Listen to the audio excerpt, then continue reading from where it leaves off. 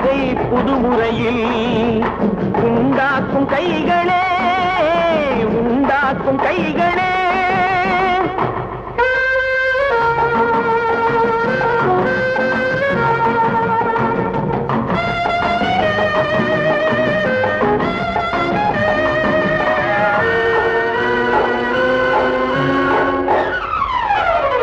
உலகம் எங்கும் தொழில் வளர்க்கும் மக்கள் ஒன்றாய் கூடுவோம்.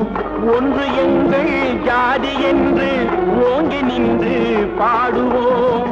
சமயம் வந்தால் கருவி ஏந்தி போர் முனைக்கு